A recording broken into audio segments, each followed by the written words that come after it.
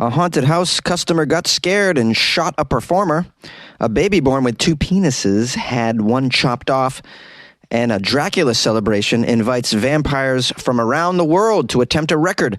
These are the weird stories for Thursday on Weird AF News, the only daily weird news podcast hosted by a comedian. I got 3 strange, kinky stories from around the world. Thanks for joining me. Come on.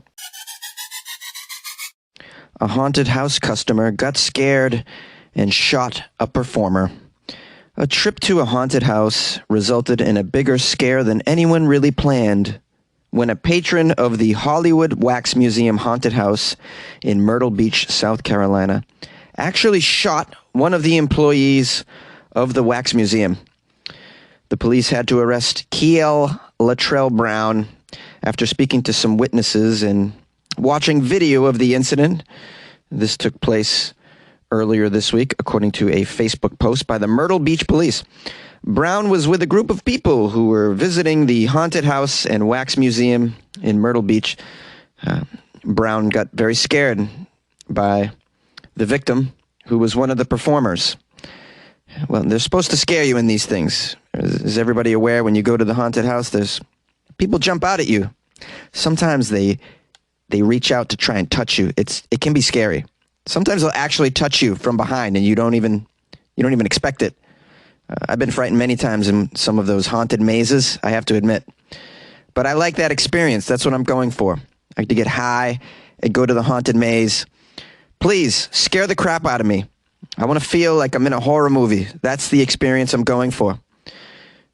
I would never be surprised by one of these scare performers. They call them scare performers. Did you know that? I know that because in Los Angeles, they put out casting notices for scare performers around Halloween. Like, we're looking for some scare performers. Please don't have a criminal record. Okay, it's fine if you have 1 felony. Here's a quote from the Facebook post of this wax museum. One person in the group fell to the ground, and during the scramble, a gun slid back and struck Brown in the foot.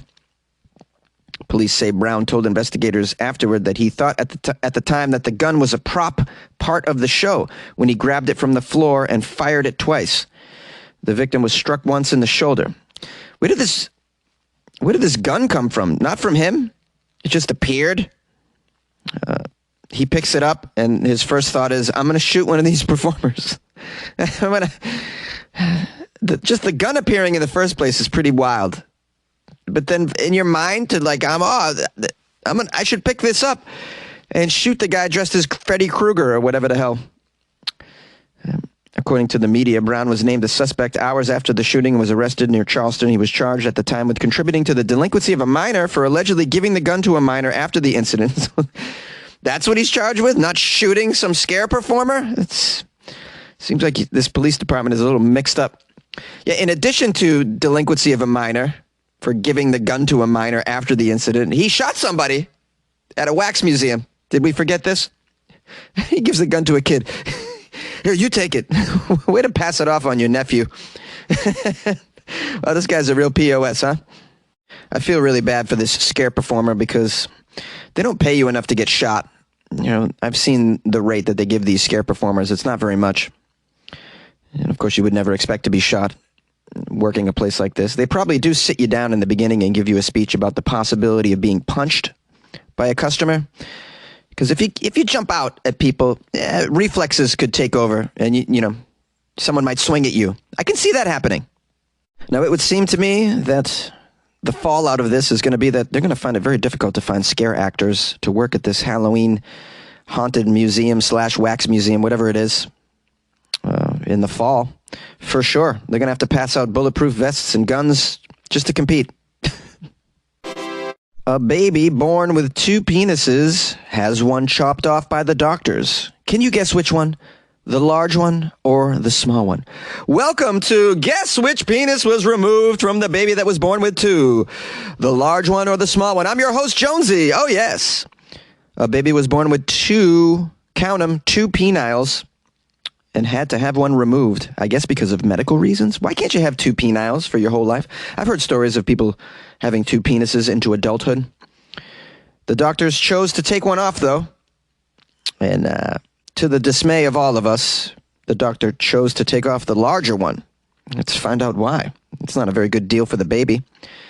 The child from Brazil was one of the rare infants born with a second appendage, and its removal was documented in a medical journal. The condition is called diphalia. Diphalia? Diphalia. I'm going to call it two-penile syndrome because it's easier. Okay, the condition's called two-penile syndrome, according to me in Weird AF News. I'm not a doctor. Disclaimer. It's not really called that, but I'm calling it that. It's typically seen in 1 in a million babies, which is more than I thought. Doctors say only 100 men have been reported with the condition in medical literature. The first reported case of double penile syndrome appeared in medical literature in 1609. Wow. And I assume that person immediately joined the circus. And in this tent, the man with two peniles, one large, one small. Come, step right up. Watch our miracle boy wee out of 2 members. Okay, the report here detailed that the boy's 2 penises lay side by side. Okay, that's what you want when you're born with 2 penises, side by side. You don't want one on the front, one on the back, or one where it's supposed to be, and then one on your knee, or even worse, one on your elbow penis. That's not going to get you anywhere in life.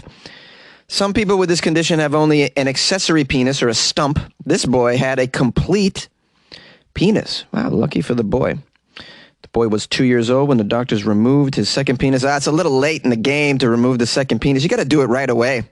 You got to do it at a time when the boy doesn't even realize he has 2 penises. Now, I really want to know why the doctors removed the larger one. It says the doctors were planning to remove the smaller one at first, as both were visibly similar. But as the boy could only urinate from the smaller penis, they decided to remove the other one. Oh, I see. It was out of necessity. Well, couldn't you keep the larger one and then somehow, well, I don't know, if you took away the smaller one, wouldn't he just by default urinate out of the larger one? I guess there's not enough history in the medical journals for this situation. Oh, bad deal. Can't you shift over the urine process to the larger one? There's got to be something you can do for this boy so that he can keep the big one. The world wants the larger one. Let's be real. The report here states, though, that the decision was ultimately made on functionality and not on size. The procedure was filmed and published alongside the journal report. I don't want to watch this film. After it was removed, the remaining skin was stitched together, and the operation appears to have been hailed as a big success, or in this boy's case, a small success. The report says he only has 1 rather than 2 erection chambers in the remaining penis, and it's unclear how it will function in the future. Only 2 erection chambers? I don't even know what erection chambers were. It sounds like a place to be tortured if you don't like penises. Yeah, you're going to the erection chamber. No, I don't want to go to the erection chamber. I want to go to the flaccid dungeon. Elsewhere in the world, doctors in Uzbekistan have detailed the case of a 7-year-old boy with 2 fully functioning penises. How about that? Wow, this kid's got it all. With urethras and erectile tissue in both. Oh, he's living the good life right there. Probably starring in some porn. Probably has 2 wives. It is understood that men with duplicate penises can still have normal sex lives and children. Yeah, you should know that. Anybody can have children, though, really. Even if you don't have a penis, you can get a child. I've heard about it. But let's be real. Normal sex life with 2 penises? I don't know. I don't know about that. That's anything but normal, it would seem to me. It's better than normal for everybody involved, probably. Now, according to the medical journals, there are other reasons why they would remove one of the penises. For one, having 2 penises tends to make you at a higher risk of kidney dysfunction, and also a higher risk of spina bifida, which is a developmental condition that affects the spine. So chances are most people born with 2 penises won't be able to go into adulthood with the 2 penises and never get to explore the adventure that 2 penises could take you on, which I can imagine would be quite an adventure. I once met a man with a 3rd nipple, and he seemed to be having a lot of fun in life. You like podcasts? You're listening to my podcast. Maybe you thought to yourself, I'd like to make a podcast. Too difficult? No, not with Anchor. Anchor has free creation tools that allow you to record and edit your podcast from your phone or your computer. Anchor distributes your podcast to Apple, Spotify, Stitcher, and more. They have advertising integration, so you can even make a little money off your podcast. Everything you need to make a podcast in one place. Download the free Anchor app or go to anchor.fm to get started. And good luck with your podcast. Good luck with your creation. Good luck with your life, man. Vampires from around the world are invited to the Dracula celebration and an attempt at a world record. Hundreds of vampires have been invited to descend on North Yorkshire next month in a bid to set a new record. Ooh, what's the record? Drink the most human blood smoothies?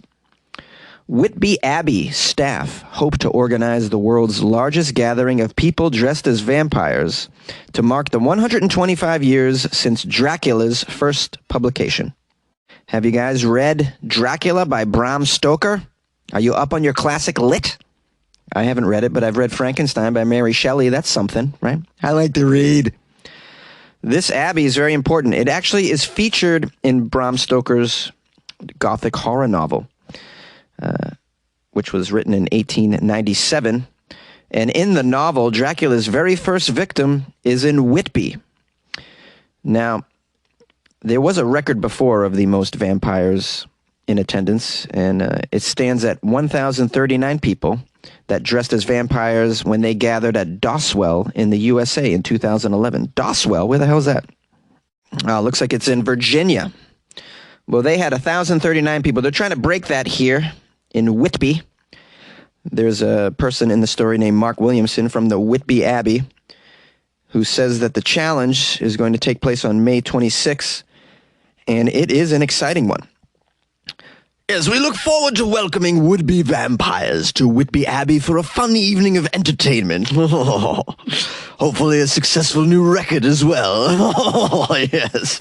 We want thousands of vampires to swoop in, to fly in from all across the world. Bring your fangs! Bring your capes! Bring your light makeup. Yes! Bats are welcome as well. We'll welcome bats from everywhere. Except for Wuhan. No bats from Wuhan. That's a COVID joke, guys. Now, this actually takes place every year at Whitby Abbey. Hundreds of Dracula fans usually descend on Whitby Abbey.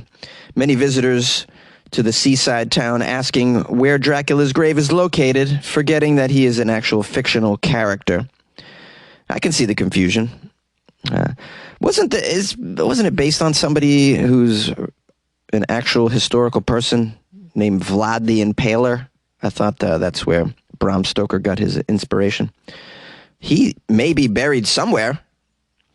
Now, it says here the house where Bram Stoker stayed and where much of the book was researched actually still stands, and a plaque marks his time there. Oh, that'd be very cool to visit such a place.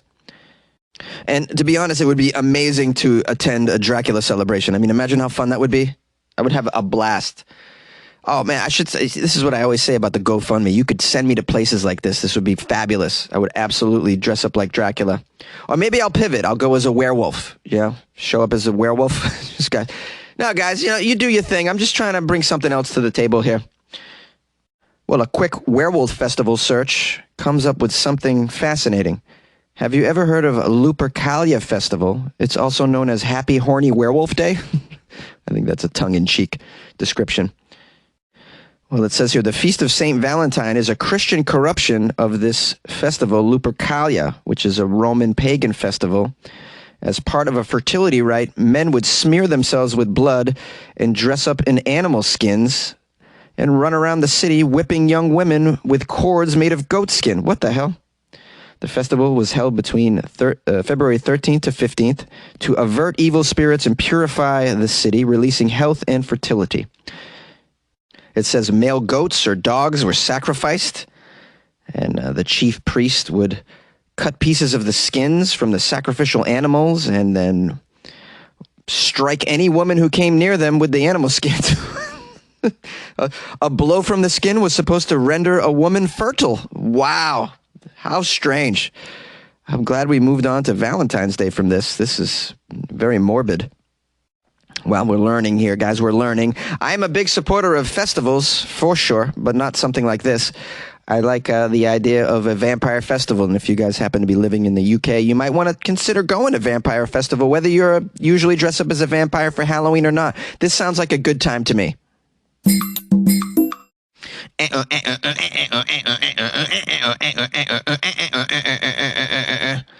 Your Enemy!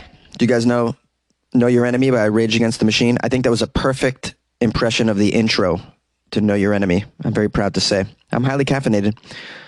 I just watched Rage Against the Machine's Woodstock 1999 set. The whole thing is on YouTube. It's tremendous. Why did I watch that? Because I just watched this crazy documentary about Woodstock 1999 on Hulu. If you get a chance, watch that. It's a total train wreck. It's very weird, and I mean, it's fascinating and out of control. How you guys doing? Everybody cool? Okay, so it's Thursday. So tomorrow's Friday, Florida Friday. Please send me stories if you can. You can email them to funnyjones@gmail.com. Or you can go to weirdafnews.com and submit the link through the website there. Or you can DM me at funnyjones on Instagram, at funnyjones on Twitter as well. Tag me in the story. That way I get the Florida weird news in time for tomorrow's recording. I also want to say I hope you all had a nice 420. I did. Spent the entire evening inside a dispensary. I don't even need to really take in much cannabis myself because the secondhand cannabis really was hitting me quite nice because I was in there for so many hours. That's how you get high for free. Just go hang out inside a dispensary on 420. Good times, good times. Anyways, what else did I want to say? Okay, we did that. We got Florida tomorrow. Okay, happy 420, did that. I got some phone calls. I'm going to publish them tomorrow because I didn't get that many. So we'll publish them all tomorrow at the end of the Florida episode. So just drop your phone calls if you got something to say. 646-450-2012. And lastly, if you'd like to support the show, lead me into the weekend by joining the Patreon. I'd appreciate that very much. Go to patreon.com/weirdafnews or go to the website, weirdafnews.com, the official website of Weird AF News, paid for by the Patreon. All right, y'all. See you tomorrow for Florida Friday.